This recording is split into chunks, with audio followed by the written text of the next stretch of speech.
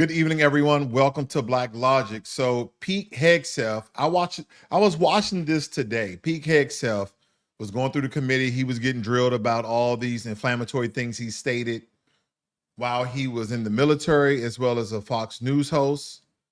And he was getting drilled, as he should, because he's going to be the next Secretary of Defense. Now, he's been nominated for this position during his Senate confirmation hearing, which again was today. His past comments opposing women in combat roles and allegations of sexual misconduct. He has since softened his stance, acknowledging the contributions of female service members, stating, "I'm okay with the idea that you maintain the standards where they are for everybody. And if there's some hard-charging female that meets that standard, then great." Despite his attempts to clarify his positions, concerns remain regarding his suitability for this role. And again, a lot of military people they have a certain mindset, especially if they're combat related versus your non-combat related MOSs and or jobs in the military. They just have different mindsets because they have very different missions. Like there's an overall safety and defense and security mission for everyone. But then of course, said units have particular distinct combat mission, so to speak, even though everybody's in a combat environment. So again, they have a certain mindset. But nonetheless, I think they should continue to drill him to see if there's any cracks or crevices.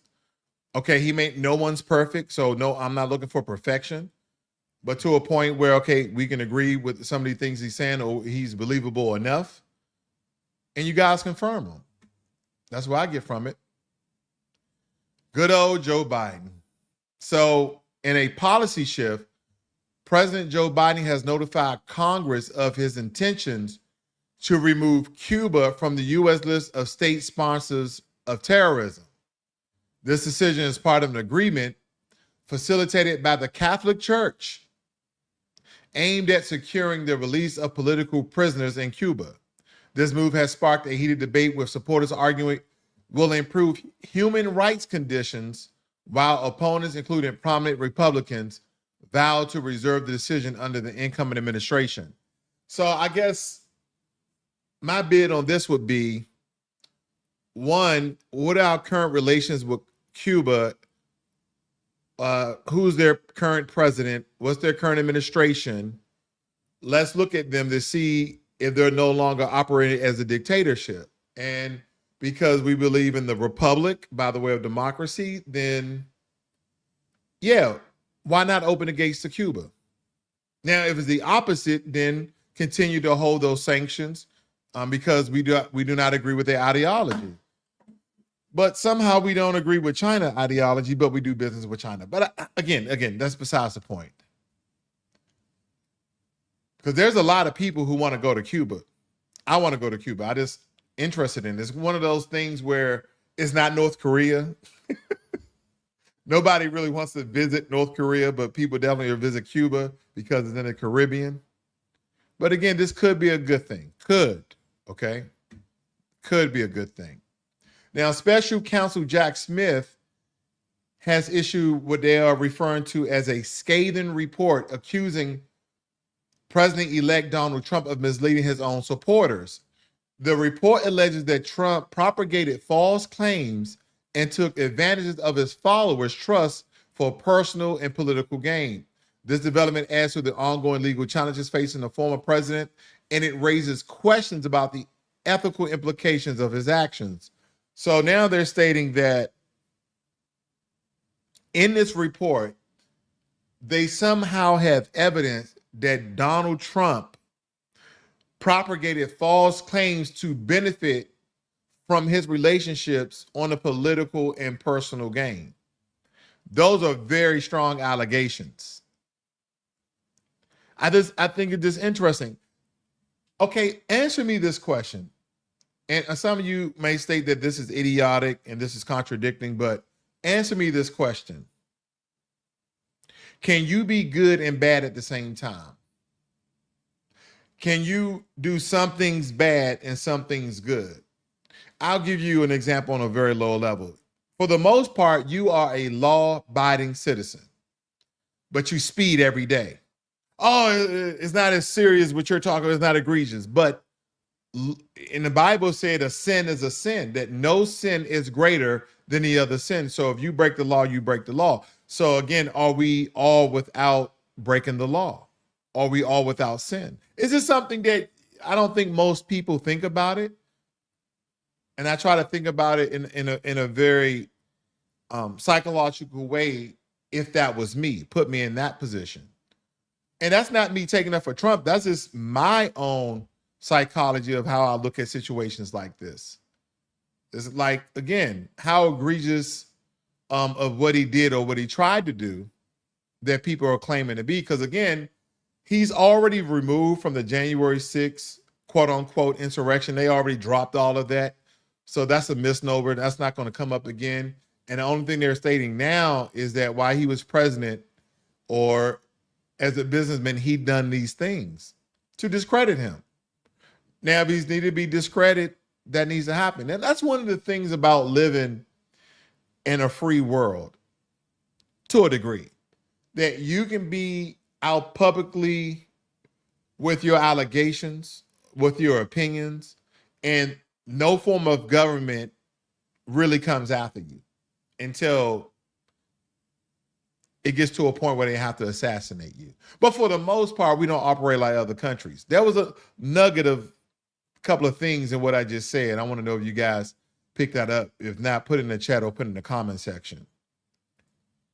I just think it's an important conversation to have. Elon Musk, now he's also the CEO of the Boring Company. I told you guys about this company. They have a flamethrower they build tunnel systems, okay? They're actually still building tunnel systems. A lot of people are not knowing that the Boring Company is still doing that. But nonetheless, they have announced a bold proposal to construct a tunnel connecting from the United States to Europe. Musk claims that this $20 trillion project could be completed for 1,000 times less money if using his company. Is that not a hard sell? Is $1,000 times cheaper? So almost like $5 trillion, $1 trillion is going to cost him. But while the idea has really got people up in an uproar, like this could be a good thing, fast travel back and forth, but a lot of people are stating that this isn't feasible. It's not, and it's about the feasibility and practicality of a project so large. Now, Kamala Harris, when we looked at these very pivotal battleground states that has really played a major, and crucial role, and they helped reshape the political landscape, which kind of led for a lot of setbacks by VP Harris. And it propelled President-elect Donald Trump and the prospects that surround him. And those states shifting voter demographics and the recent, election outcomes highlight some of the dynamic nature of American politics. And it really underscores the importance of state level developments and nation elements in nation elections. Because Kamala Harris and the Democratic Party, with their very liberal agendas, majority of Americans voted for Donald Trump, winning the popular vote.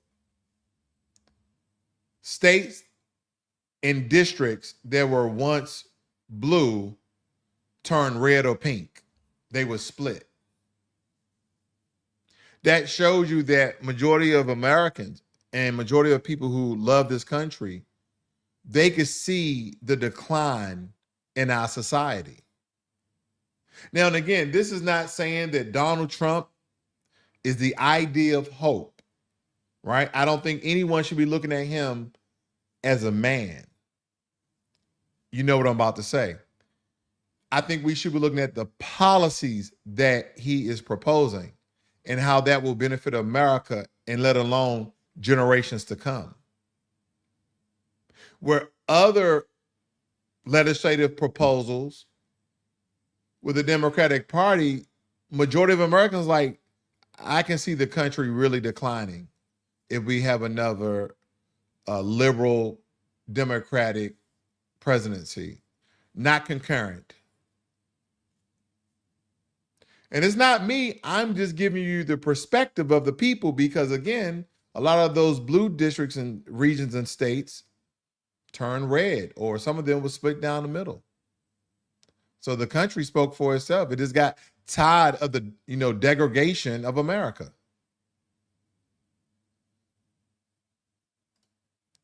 Capital One is facing a lawsuit filed by U.S. watchdog agencies alleging that the bank engaged in deceptive practices that cheated customers out of $2 billion. Capital One? Capital One, doesn't it? Everybody thought, I'm not saying because of this one thing they're a bad bank, because everybody just thinks that Capital One is a really good bank. You never really hear anything negative about Capital One. And I used to work for them, so I never really heard anything negative about them. But I'll tell you this, they had a lot of great programs at Capital One. They had a lot of great programs where they would pay off people cars. A lot of people, I think it was the free will, like this is internal to corporate, but it was the free will program or something. When you get in financial hardship, Capital One would just wipe away your auto loan that you had with them. I thought it was a great program. And I think we did one, it was either one every month or one every 3 months, but just helping people out. A lot of people didn't know that. So hearing this was a surprise to me, because this watchdog agency is alleging that the bank engaged in deceptive practices that cheated customers out of $2 billion. And the lawsuit claims that Capital One misled customers about fees and interest rates, violating federal regulations. But the bank has denied these allegations, setting the stage for a contentious legal battle. So yeah, I don't know what U.S. watchdog agency, we have so many. Don't forget, America is the most policed state in the world. We are the most policed state in the world. A lot of other countries, and I know we're not a lot of other countries. I know we're not.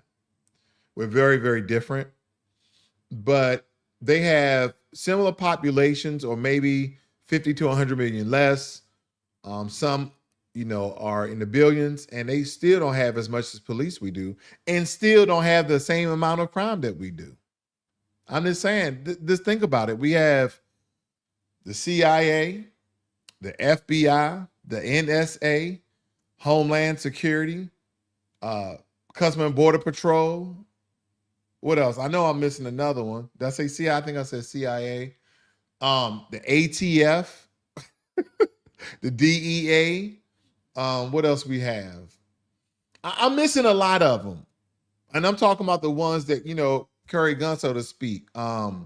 They even have Department of Justice agents, right? They have their own little segment of people who carry arms. So, I mean, again, America's the most policed state. So I don't know why it's not the safest. But yeah, I don't know which watchdog agency that stated that Capital One has done this. But again, they said U.S. watchdog. I don't know if that's independent or if that's federally related. Nope. One last story for you guys, because Joe Biden, President Joe Biden, in a move to counter policies proposed by the incoming administration, President Joe Biden has renewed a temporary migrant amnesty program. This decision aims to protect certain illegal immigrants from deportation and provide them with work authorization. The renewal has sparked debate, with supporters praising the humanitarian effort, while critics argue and circumvents legislative process. So Joe Biden has found a loophole. He's just going to grant every illegal immigrant in the country temporary amnesty. That's what he's going to offer them. He's going to offer them a temporary migrant amnesty and put them in a program. So now they're federally protected. And Trump will have to wait until that expires because there has to be a time limit. Because if it doesn't have a time limit, then Trump has a better chance of getting laws or temporary statuses revoked. So it has to have an expiration date. But again, Joe Biden is still doing all these things to keep illegal people in our country. I mean, do we need that many more? We're already at 13 million. Do we really need that many more? You know, I wonder, I travel a lot, and when you go to some of these countries, I wonder, and especially countries I haven't been to, I wonder, is their population declining? Okay, the U.S. population is declining through all demographics. Okay, we need people from other countries to fill, some of the open slots that we have in America because of our population decline. All right. And whether we're taking the top 10% or the top 1%, whatever, and we plus our numbers. So I just want to question, do their populations decrease when a third of them come here, and does it hurt their country? Now, when you're speaking about countries like China and India, no. They can give America 10 million people every year and still be overpopulated. I think what India is at 1.3 or 1.4 and China is at 1.3, 1.2. So these Asian countries have a lot of freaking people. I don't know. But I guess that's my 10 to 30 cents. Nonetheless, you guys have a great and wonderful evening. Please hit that subscribe button, hit the like button. And you guys have a great and wonderful night. This is Blacklogic.